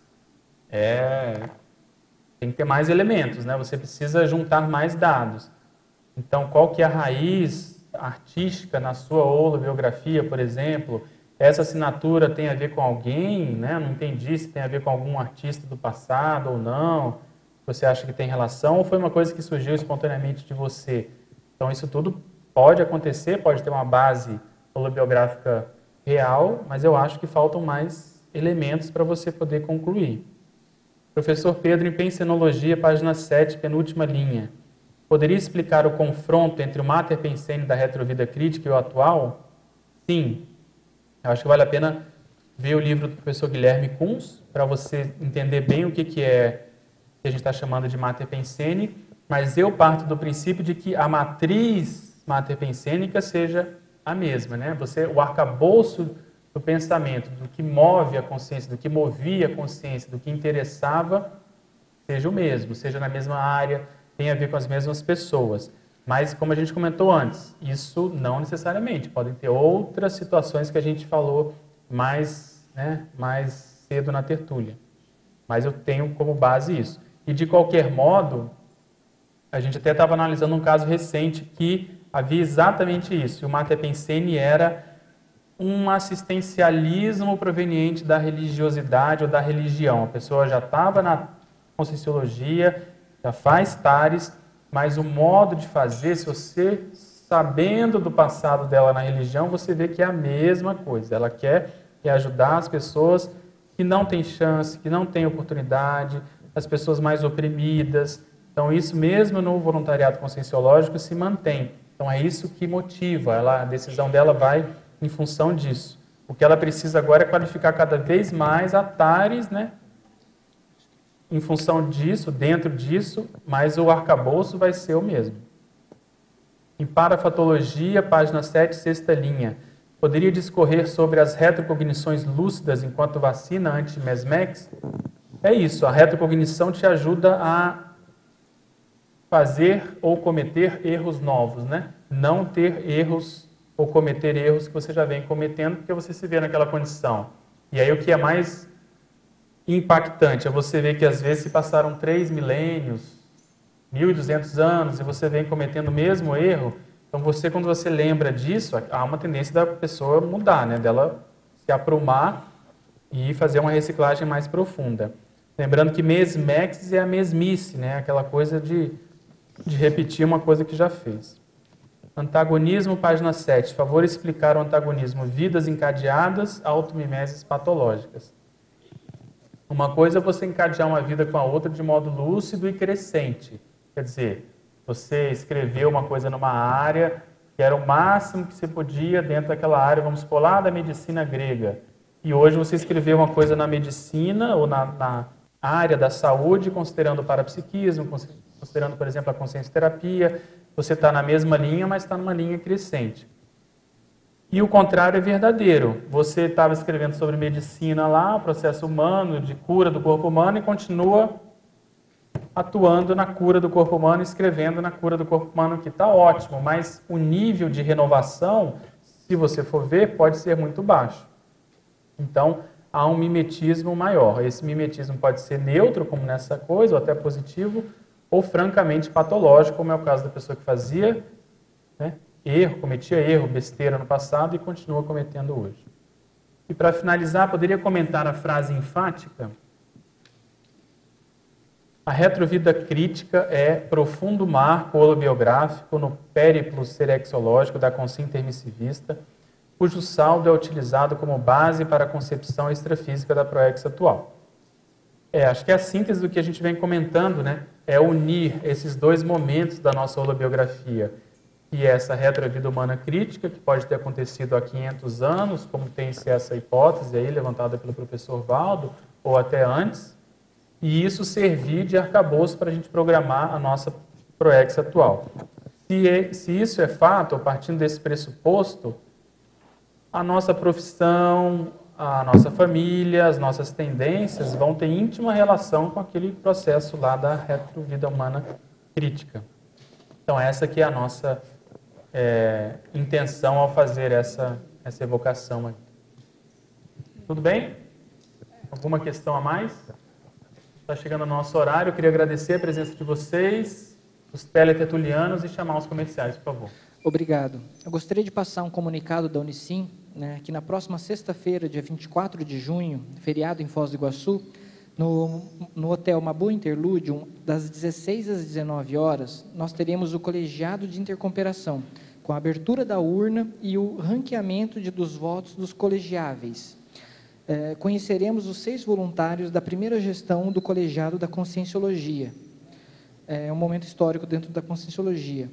E a Unicim gostaria de lembrar que quem não está recebendo nenhum e-mail convocando para as atividades da Unicim, que pode encaminhar o seu e-mail para protocolo.unicim@gmail, que daí vai ser inserido no mail list dos voluntários, ok? As pontuações da tertúlia de hoje foram 71 assinaturas no livro de presença, 17 perguntas presenciais e 22 perguntas respondidas online. Hoje teremos 4 recados. A Marlene, com a 4ª semana da Paradireitologia, o Roberto, com o curso Desanimalização Consciencial, a Luciana Lavor, com o curso Holokarma e Estados Unidos, e a Cal, com o curso de Reciclagens das Posturas Monárquicas. Boa tarde a todos. Vocês já refletiram de como será o Estado Mundial? No que consiste ou consistirá essa política evoluída? Para refletirmos juntos, eu vou ler um pequeno trecho da mini tertúlia de 2014. O Estado Mundial um dia acabará com o feudalismo, a monarquia, a aristocracia, a Câmara dos Lordes, os bilionários e magnatas. Em todo o cosmos onde há o Holopensene evoluído, tende a vigorar o Estado Mundial cosmoético, onde domina a política pacífica, integral e generalizada. Mas como ser uma mini-peça lúcida para a construção e constituição deste Estado Mundial? Essa pergunta nós vamos debater no 8º Fórum do Paradireito, que compõe a 4ª semana da Paradireitologia, que vai acontecer aqui no CAEC no período de 1 a 7 de agosto. Serão 17 professores debatendo sobre diversas temáticas e nós teremos ainda um campo bioenergético com os professores Epicons, Cristina Aracaki e Luiz Gonçalves. Maiores informações. Nós temos um telefone celular, prefixo 45 91 11 6263, ou pelo site juriscons@juriscons.org, ou ainda presencialmente na sede da Juriscons, que fica no Discernimento, de segunda a sexta, das 15 às 18. Eu aguardo vocês. Muito obrigada.